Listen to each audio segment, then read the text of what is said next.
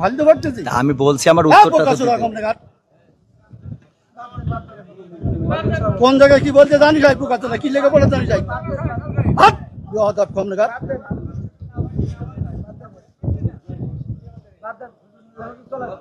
একদম বাস্ত করে দেবো সব একদম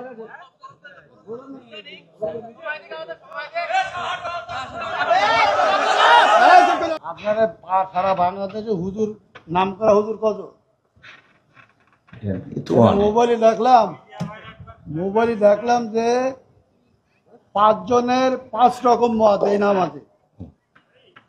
আপনারা হুজুর আপনাদের পিছনে হাজার হাজার লোক নামাজ পড়ে, আপনাদের মধ্যে 12 রকম মত কেন?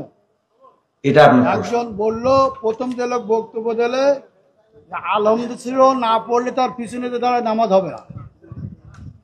আচ্ছা, মানে এখন মূল প্রশ্ন হলো আমাদের মত এত বেশি কেন?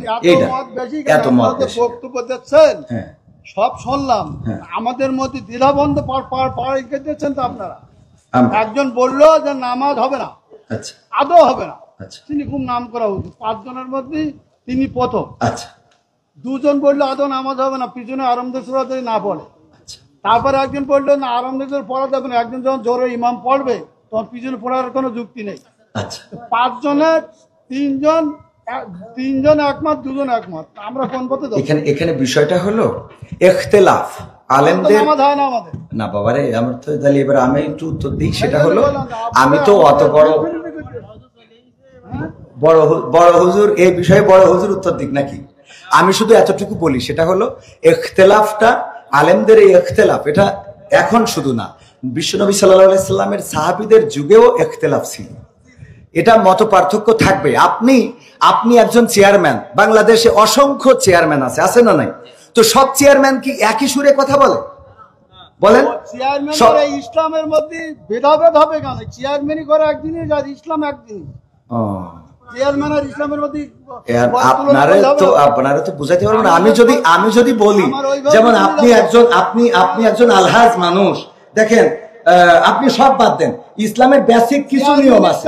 ইসলামের কোনো সম্পর্ক নেই। আচ্ছা, ইসলামের তো আপনি হজটা করেছেন, তাই না?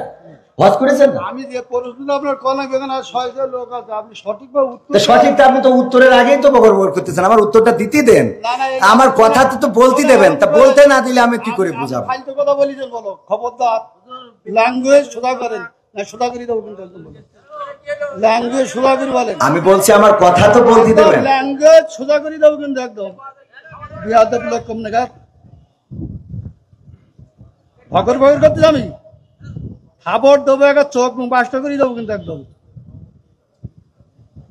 আমি প্রশ্ন করলাম যে একজন লোক বলছে যে আলহামদুলিল্লাহ নামাজ পড় না, শুরু না বললে নামাজ হবে না, আমি ফালতু করতেছি। আমি বলছি আমার উত্তরটা কোন জায়গায় কি বলতে জানি যাই পোকাতে না কি লেগে বলে জানি যাই কম না